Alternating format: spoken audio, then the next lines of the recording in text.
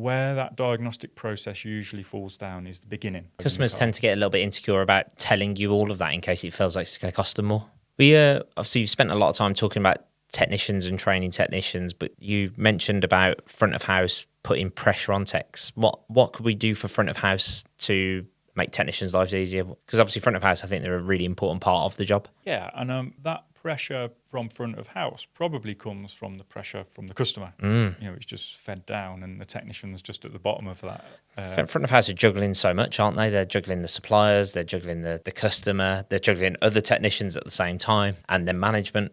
Yeah, so I think it's communication for all, really. So I've dabbled in front of house. I was doing kind of workshop controller roles for a bit, and kind of sat in that front of house chair. Not very often, but I've dealt with a lot of customers, and I think if the customer is informed about what's going on and the expectations that they should have for the job that's in hand, then there really shouldn't be any need for them to put pressure on the service advisor, which would then put the pressure on the technician. Yeah. So I think it's about expectations and communication. I think gone through the cycle when I was younger, I was just like booking it in without context, no detail. And I remember getting absolute toastings from my technicians in the early days, just going, what on earth do you want me to do with this? And I don't know, just get it fixed. And it's like, it's just the wrong thing to say because I'm just setting everyone up for complete failure. Yeah, it's a massive topic, really, isn't it? If you've got a customer come in and saying that they've got, this engine light on, it'll be a little bit easier because you've got something to go off. You've got a bit of evidence. Yeah. If you've got a customer come in and saying, I've got this engine light that comes on twice a month. Yeah. And you just go, yeah, okay, we'll have a look. We'll book it in. We'll have it. Where do you expect that to go? Yeah. What do you expect the technician to do with that? Yeah. So there is some onus on the service advisor to be able to start that diagnostic ball rolling. So diagnostic process is quite a common thing that we rely on.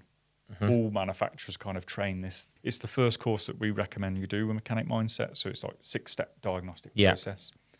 We've called it Fixed It, and each step represents something. But where that diagnostic process usually falls down is the beginning. Yeah. If you don't get enough information about that problem, and it's an intermittent one, how do you expect to actually go through and fix it or replicate it? Yeah.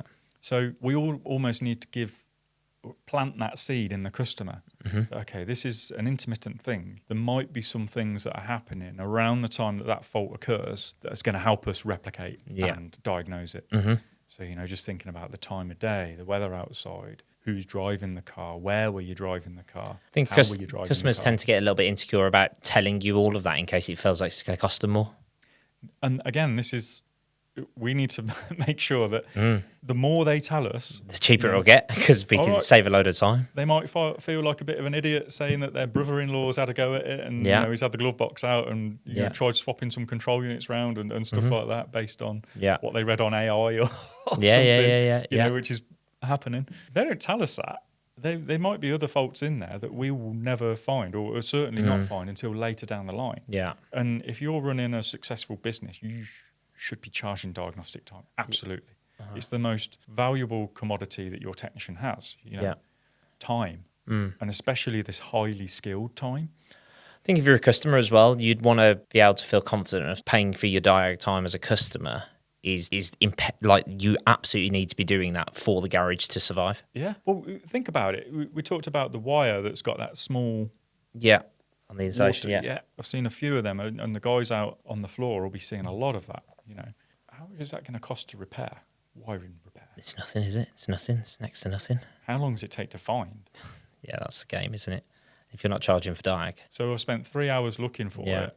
Yeah. And the repair might have cost 15 minutes. I suppose that's just another strand as to why technicians might be leaving because they're not being sold correctly in their time. Yeah, potentially, yeah.